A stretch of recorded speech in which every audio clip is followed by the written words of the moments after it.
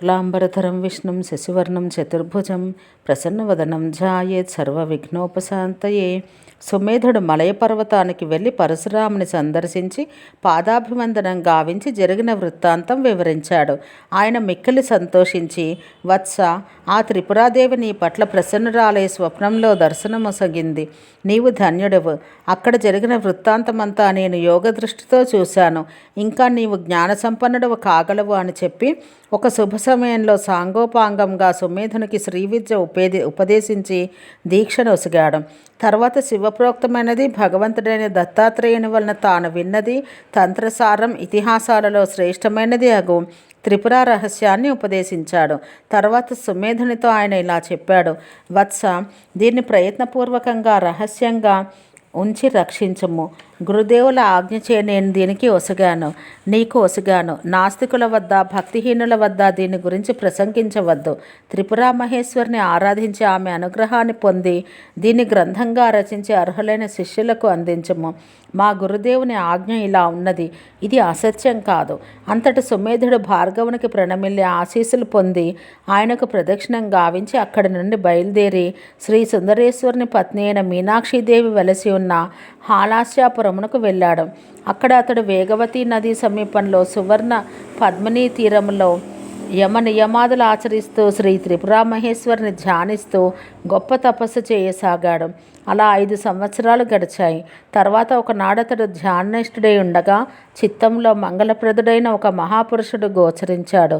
ఆయన శరీరం నిండా భస్మం ధరించి కర్పూరం వలె తెల్లగా ప్రకాశిస్తూ జడలు గలవాడై వీణను వాయిస్తున్నాడు. ఇది ఏమిటి అని ఆశ్చర్యంతో కన్నులు తెరిచి ఎదుట సాక్షాత్కరించి ఉన్న నారద మహర్షిని చూసి విస్మితుడై లేచి ఆసనమొసగి ప్రణమిల్లి కృతాంజలి అయి సంతోషంతో ఇలా అన్నాడు: దేవర్షి, నీకు స్వాగతం. నేను ధ్యానస్థితుడనే ఎదుట ఉన్న నిన్ను గమనించలేదు. నా అపరాధం మన్నించము. సత్పురుషులతో సమాగమం గొప్ప అభ్యుదయాన్ని కలిగించును. నీవు నా యందు అనుగ్రహం చూపుట వలన నేను కృతార్థుడనయ్యాను. నీ దర్శనం చేతనే నా కోరికలన్నీ తీరాయి. అయినా ఒక సందేహం తీరకొన్నది. వెలుపల నిలిచి ఉన్న నీవు మనసు లోపల నాకు ఎలా కనిపించావు? ఇది ఎలా జరిగిందో నాకు దయతో చెప్పుము. నారద మహర్షి పకపక నవ్వుతూ ఇలా అన్నాడు: నీవు సుమేధుడవు, విద్వాంసుడవు. ఇదేమి ప్రశ్న? లోపల ఏమిటి, వెలుపల ఏమిటి? దేనికి ఏది వెలుపల ఉంది, దేనికి ఏది లోపల ఉంది? ఇంత చిన్న శరీరానికి లోపల నన్ను ఎలా చూశావు? అప్పుడు చూస్తున్న నీవెక్కడున్నావు? వెలుపలైనా నీవు నన్ను ఎలా చూశావు? చక్షురింద్రియం దేహం వలె జడము, అది కదలదు. అది వెలుపలికి వచ్చి దేన్నైనా ఎలా చూడగలదు? నీవు నన్ను లోపల చూస్తే ఏమిటి, వెలుపల చూస్తే ఏమిటి? ఈ ప్రశ్నల వల్ల నీకేంటి లాభం? ప్రస్తుత విషయం వినుము. నేనిప్పుడు బ్రహ్మలోకం నుండి నిన్ను చూడడానికి వచ్చాను. బ్రహ్మసభలో అందరూ వింటుండగా మార్కండేయ మహర్షి బ్రహ్మకు ప్రణమిల్లి ఈ విధంగా ప్రశ్నించాడు: భగవానుడా, నీవు సర్వలోకాలకు కర్తవు కావల నీకు తెలియనిది ఏదీ ఉండదు. నేను నీ దయ వల్లనే ఈశ్వరుని ఆరాధించి మృత్యువును జయించి చిరంజీవిని అయ్యాను. నేను సకల శాస్త్రాలను, ఇతిహాసాలను, ఆగమాలను, పురాణాలను చూశాను. అన్నింటిలో సారమైనది ఏదో నిశ్చయించి చెప్పుము. ఇది నాకు పెద్ద సందేహంగా ఉంది. నేను ఈ విషయాన్ని దేవతలను, ఋషులను, సిద్ధయోగులను ఎంతోమందిని అడిగాను. వారందరూ తమకు ఇష్టమైన దాన్ని భక్తి, శ్రద్ధ, పరవశులై చెబుతున్నారు. కానీ వారు సర్వము ఎరిగినవారు కాదు.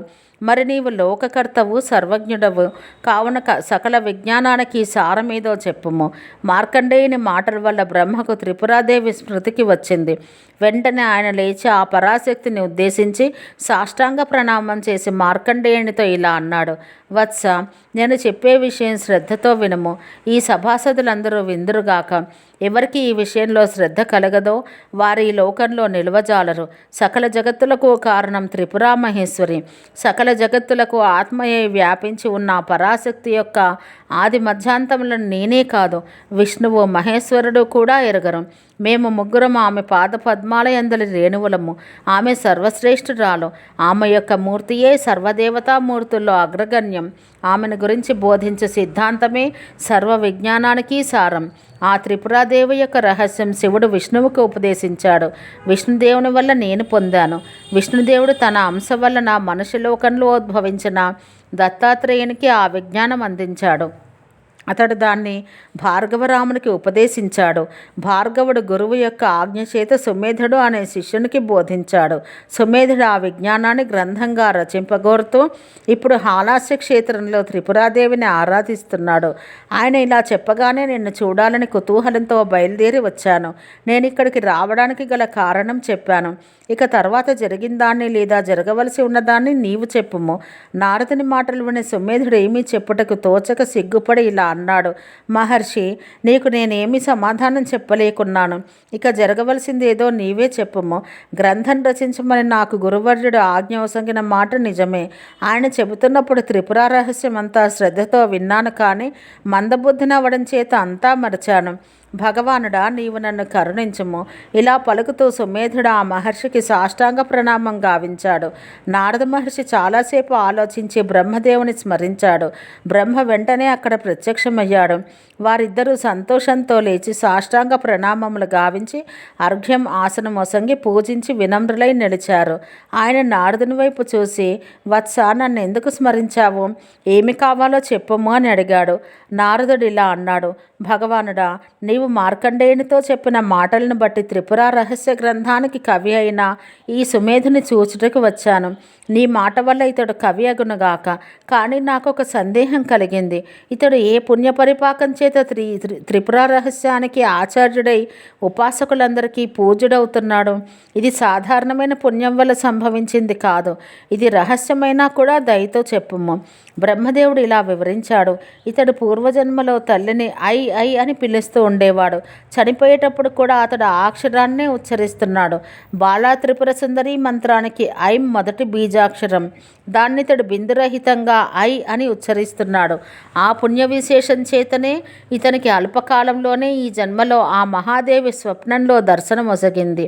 వాగ్భవ బీజంను పూర్వజన్మలో ఉచ్చరించిన కారణం చేతనే ఇతడు ఈ జన్మలో స్వప్నంలో దర్శనమొసగిన ఆ బాలాంబికను విచిత్రములైన పదబంధములతో మనోహరములైన భావాలతో ఛందోబద్ధంగా స్తుతించాడు.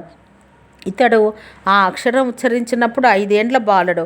అందువల్ల అది దేవీ మంత్రంలో బీజాక్షరం అనే జ్ఞానం ఇతనికి లేదు. అజ్ఞానంతో అబిందుకంగా ఉచ్చరిస్తున్న కారణం చేత ఈ జన్మలో మూలమైన ఛందస్సుల పరిజ్ఞానం ఇతనికి కలగలేదు. అలాగే ధారణ శక్తి లేదు.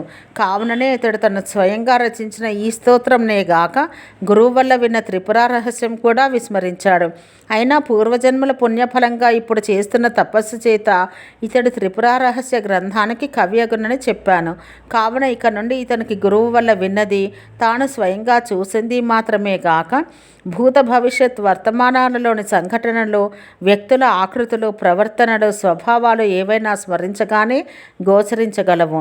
కావ్య లక్షణాలు శాస్త్ర విశేషంలో ఆవశ్యకములైనవన్నీ భావించగలవు. ఇంతవరకు త్రిపుర రహస్యం గ్రంథంగా రూపొందలేదు. అది ఇతని చేత గ్రంథంగా నిబద్ధమై హారితాయన సంహితగా ప్రసిద్ధం కాగలదు. శ్రేష్టమైన ఈ ఇతిహాసం విన్నవారు, చదివిన వారి పట్ల త్రిపురాంబిక ప్రసన్నురాలగును. నారద, ఇది సర్వ విజ్ఞానానికి సారం. దీన్ని పఠించినా కానీ ఎవరికైనా విజ్ఞానం సమగ్రం కాదు. తర్వాత బ్రహ్మ సుమేధునితో ఇలా అన్నాడు. ఇది పఠిస్తే కానీ విజ్ఞానం సమగ్రం కాదు. తర్వాత బ్రహ్మ సుమేధునితో ఇలా అన్నాడు. కుమారా, నా మాట వినుము. నీకు సర్వం స్ఫురించను. భార్గవరాముని సేవించి పొందిన మంత్రదీక్ష వల్ల త్రిపురాదేవి స్వప్నంలో నీకు దర్శనమొసగిన సన్నివేశములతో గ్రంథములను ఆరంభించము. నీవు రచించడం మొదలుపెట్టిన తర్వాత విషయమంతా నీకు క్రమంగా గోచరిస్తుంది. రోజుకు 4 అధ్యాయాలు చొప్పున 36 రోజుల్లో దీన్ని పూర్తి చేయము.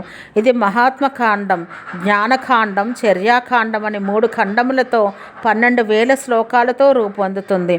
ఇలా సుమేధుని ఆదేశించి చతుర్ముఖుడు నారదునితో, ఈ అద్భుతమైన గ్రంథానికి ఇతడు మొదటి వక్త, నీవు మొదటి శ్రోతవు అని చెప్పి వారిద్దరిచే పూజించబడి అంతర్ధానమయ్యాడు. నారదుడు సుమేధునిచే పూజించబడి వెళ్ళిపోయాడు. వారిద్దరూ వెళ్ళగానే మహాత్ముల సాంగత్యం గడిచిపోయిందని సుమేధుడు కొంచెం కలత చెంది వేగవతి నదికి వెళ్ళి స్నాన సంధ్యాది విధులు నిర్వర్తించాడు. శ్రీ మీనాక్షి సుందరేశ్వరులను గణపతిని పూజించి గురుదేవుడుకు భార్గవరాముని, పరమగురువులకు దత్తాత్రేయ, మహావిష్ణువు, పరమేశ్వరులను స్మరించి స్వర్ణ పద్మిని తీరంలో గ్రంథరచన ఆరంభించాడు. ఓం నమః కారణానంద హృద్బీజాకాశ బీజాకాశ గాత్రిణి అని మొదలుపెట్టి సా భవే త్రిపురైరవ హ్రీం అని అతడు గ్రంథం ముగించాడు. ఓంకారం శివప్రణవం, హ్రీంకారం శక్తి ప్రణవం. శివ ప్రణవంతో ఆరంభమై శక్తి ప్రణవంతో ముగిసి 2 ప్రణవముల మధ్యలో నిబద్ధమై ఉన్న ఈ గ్రంథం ప్రణవాత్మకం అయ్యింది. ఓం శాంతి శాంతి శాంతి.